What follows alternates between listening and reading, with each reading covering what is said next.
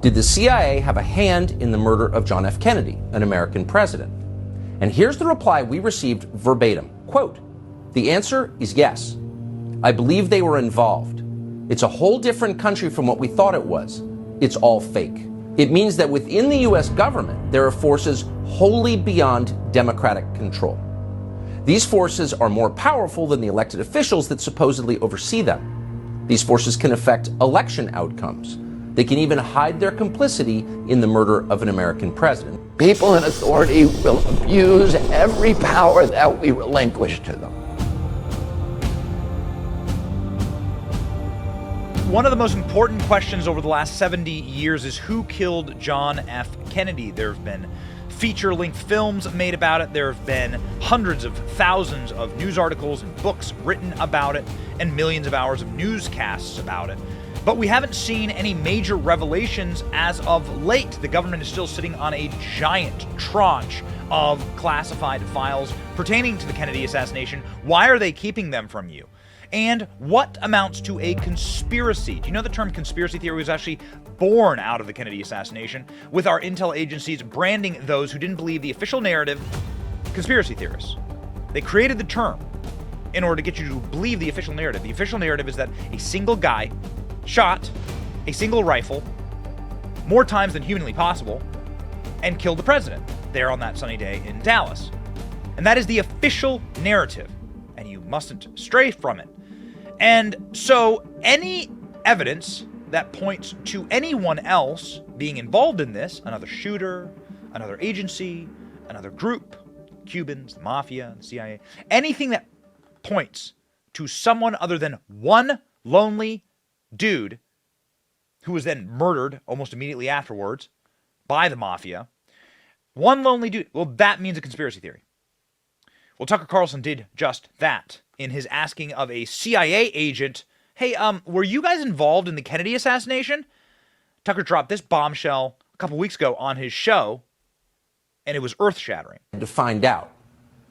We spoke to someone who had access to these still hidden CIA documents, a person who was deeply familiar with what they contain. We asked this person directly, did the CIA have a hand in the murder of John F. Kennedy, an American president? And here's the reply we received verbatim. Quote, "The answer is yes. I believe they were involved. It's a whole different country from what we thought it was. It's all fake." It's hard to imagine a more jarring response than that. Again, this is not a, quote, conspiracy theorist that we spoke to. Not even close. This is someone with direct knowledge of the information that once again is being withheld from the American public. And the answer we received was unequivocal. Yes, the CIA was involved in the assassination of the president.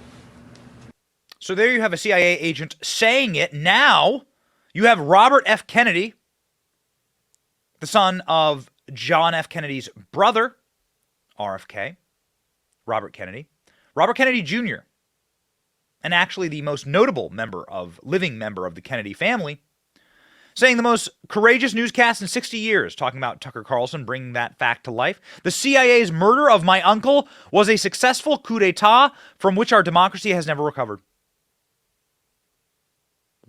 What? There it is. The CIA's murder of my uncle, JFK, will never recover. And this was the deep state killing a president.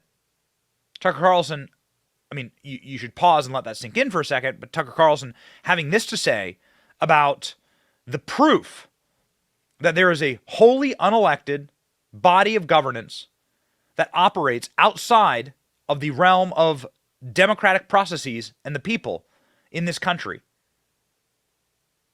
What does this all mean? Some people will not be surprised to hear that. They suspected it all along. But no matter how you feel about or what you thought about the Kennedy assassination, pause to consider what this means. It means that within the U.S. government, there are forces wholly beyond democratic control. These forces are more powerful than the elected officials that supposedly oversee them. These forces can affect election outcomes. They can even hide their complicity in the murder of an American president. In other words, they can do pretty much anything they want. They constitute a government within a government, mocking by their very existence the idea of democracy. As cynical as we have become after 30 years of watching government officials ignore the voters who employ them, we were shocked to learn this. It's not acceptable. Americans have trusted their government less with every passing year since the killing of John F. Kennedy. Maybe this is why. And people have known this for a long time. The people who knew would include every director of the CIA since November of 1963. And that list would include Obama's CIA director, John Brennan, one of the most sinister and dishonest figures in American life. That list would also include, we are sad to say, our friend Mike Pompeo. Mike Pompeo did not go on Tucker Carlson's show to answer these questions, but he didn't need to. You have the most prominent living relative of John F. Kennedy answering the questions for us. The CIA's murder of my uncle, Robert F. Kennedy Jr. says. Should be the biggest news story in the world. Instead, places like CNN applaud and clap like seals for the National Archives releasing JFK assassination documents. Of course, none of the documents that were released had anything to do with the actual assassination. And the federal government still sits on untold numbers, millions maybe, of pieces of evidence as it pertains to the Kennedy assassination. Tucker Carlson writing, here's what a source said about the CIA and JFK's assassination. Tucker Carlson admitting here that something very, very strange happened inside of the assassination attempt of John Kennedy and then the assassination attempt cover-up of John Kennedy. Not long after Jack Ruby shot Lee Harvey Oswald on camera in the basement of the Dallas Police Headquarters, a lot of Americans started to have some questions about the Kennedy assassination. It was, you'd have to admit, pretty extraordinary sequence of events. Lone gunman murders the president of the United States. 48 hours later, that lone gunman himself is murdered by another lone gunman. What are the odds of that?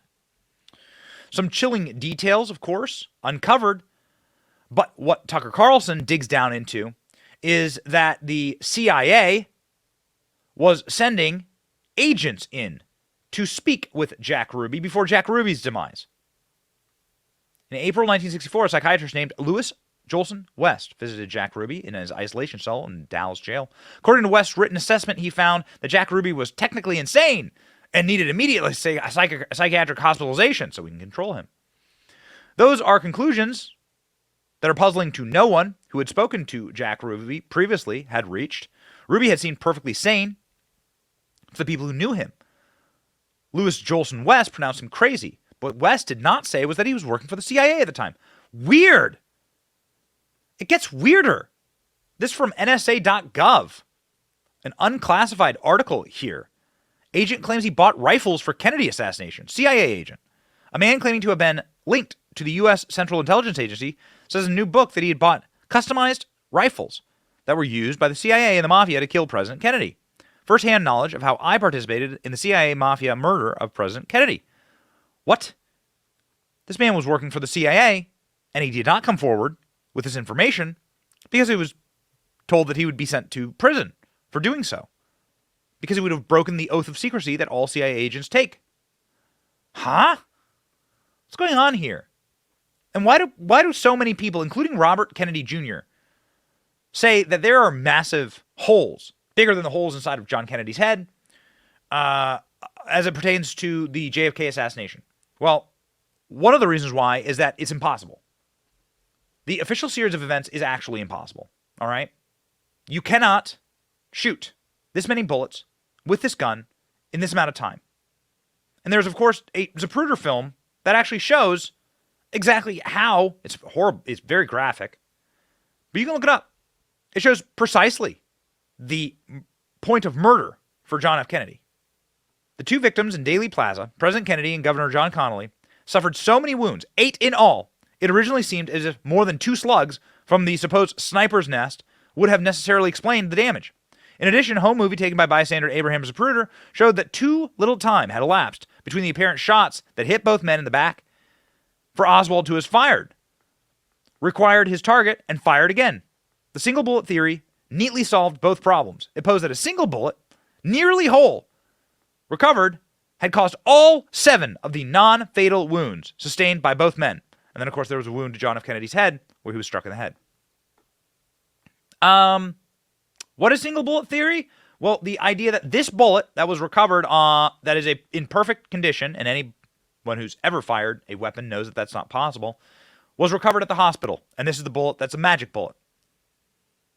And it blasted through both men, and it led to the death of John F. Kennedy. Again, any evidence that points to multiple shooters means a conspiracy.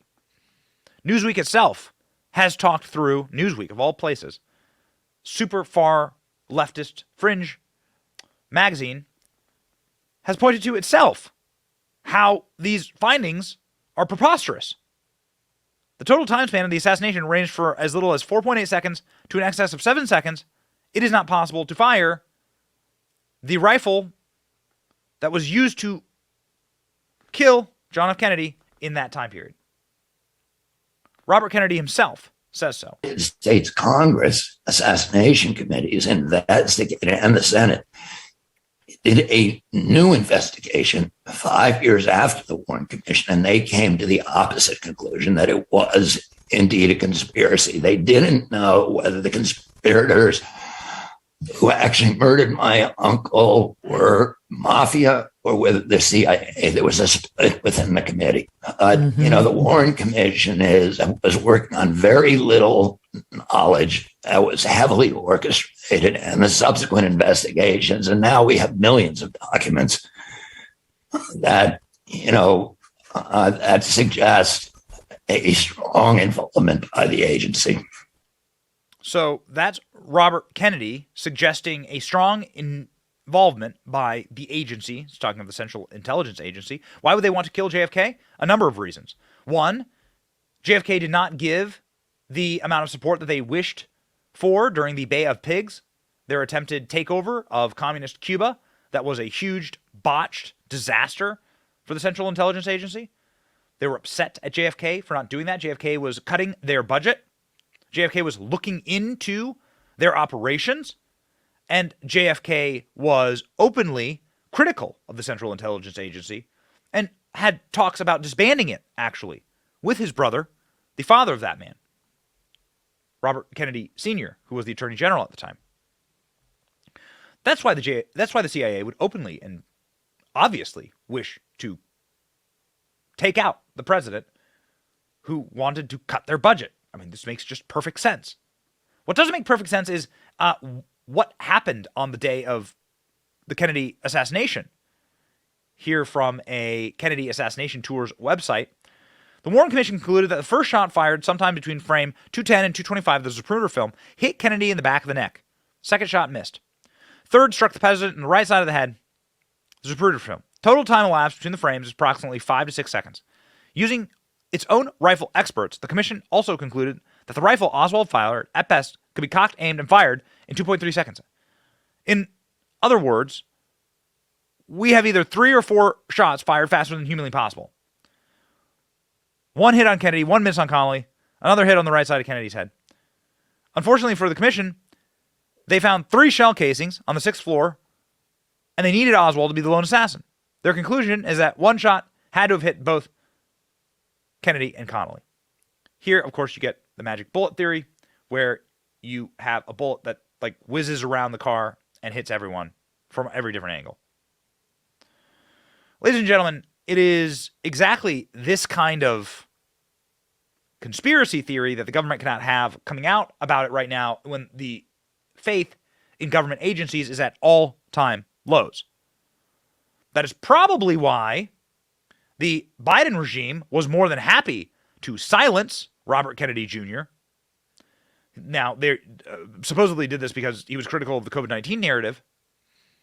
Here is a email from Humphrey Clark, Executive Office of the President, White House, saying, I wanted to flag the below tweet, wondering if we can get moving on the process of having it removed ASAP, Robert Kennedy Jr. They came for Robert Kennedy Jr. to stop him from being able to speak.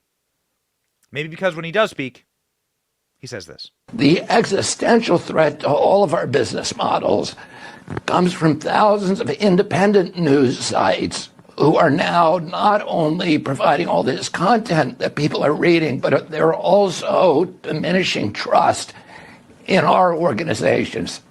And the way that we can destroy them, they called stamp them out and choke them. In this memo, they use those phrases, is to deny them platforms on the social media sites, because those platforms, the viral movement of these news stories is critical for the business models of those smaller news providers.